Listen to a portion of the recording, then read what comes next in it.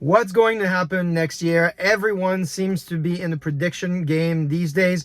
And if your inbox or LinkedIn feed is anything like mine, you're getting bombarded by reflections and predictions. And just like Yogi Berra used to say, it's difficult to make predictions, especially about the future. And that's why I tend to only go to a few sources for predictions. One of them is the world ahead from the Economist. And as you can tell, I did this the year before, and the year before that, and the year before that, and the year before that, and the year before that.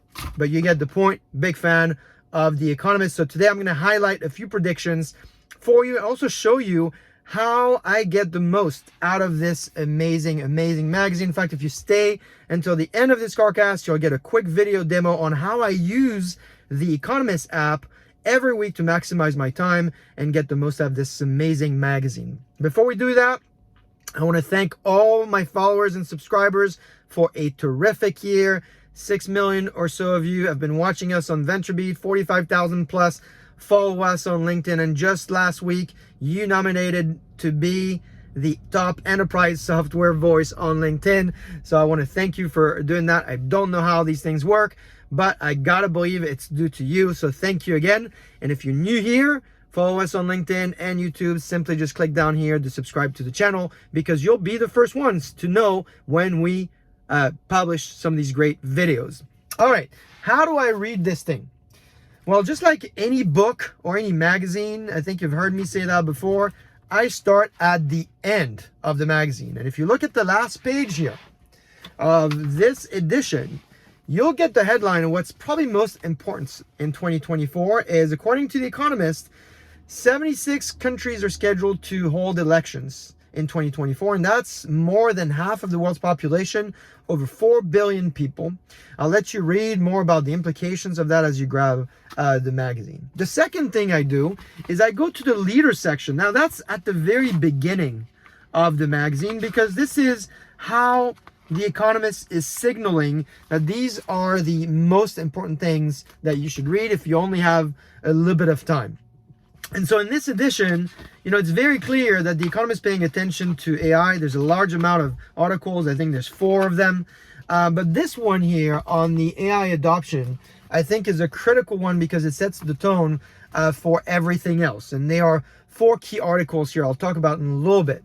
This article in particular highlights a few things we might have discussed in the CarCast before, which is, no matter how excited your team people are going to get in 2024 about the tens and the hundreds of use cases for AI, turns out 75% of the value really comes from 4 areas. 4 areas: customer operations, marketing and sales, software engineering, and research and development. And so it's important to stay really focused. The second thing this first article highlights is some of the limitations you'll have to work with throughout the year to make sure you drive adoption of AI in the enterprise.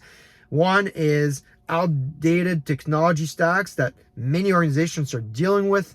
The Economist reminds us that it actually, in fact, took 10 years for the internet to get adopted after it came out. I think it came out in the 90s, and The Economist says it took until the 2000 before 3/4 of businesses in America actually had a website.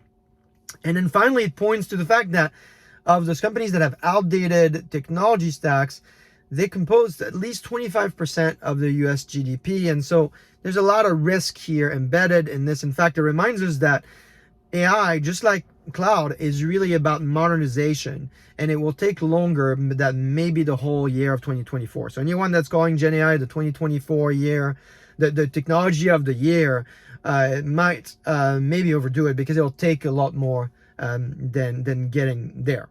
Now, speaking of adoption, if you're looking for an entertaining book about adoption, my friend Cheryl recommended this book here, AI in a New Oz. I read this over the week here. It's really easy to read. It's entertaining, and it's got some great guidance that you can use. In fact, if you click on my blog, I'll give you a little bit of a summary on what you can pay attention to. Let's get back to The Economist, because I know you want to know how to read this. So once you've read the back of the issue and you've read the leaders, there's a few more things you can do to get most of the value here.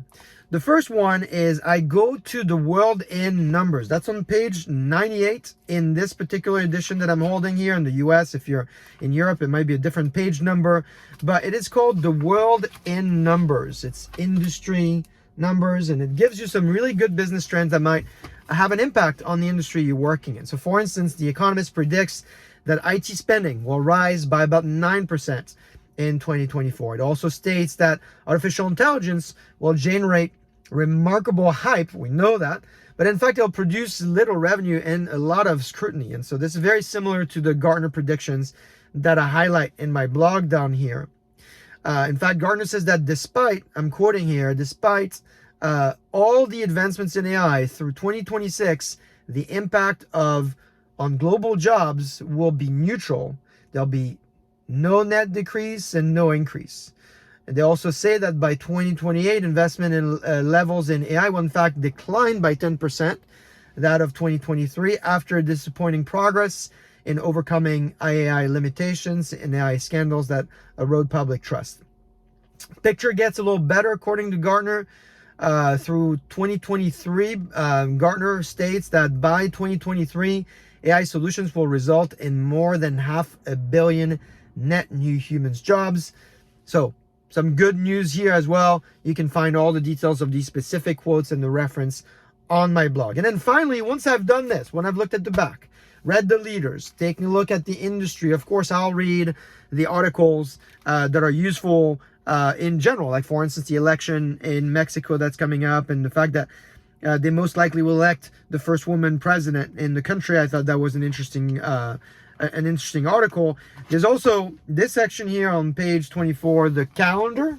And so I like looking at that as well, because it allows me to think about how I plan my year. What are the big moments of 2024 I need to make sure that I don't miss. So that's for how you review and how you use The Economist. If you stick around in a little bit here, I'm going to put a video on how I take advantage of The Economist app, because I'm a subscriber, so I get it in print, I get it in web, and I also get it in my app.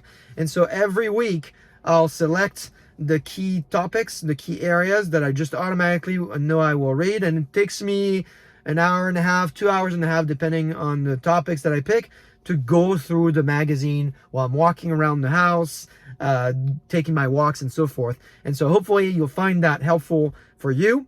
I hope you have a great rest of the holiday season, and I will see you next year.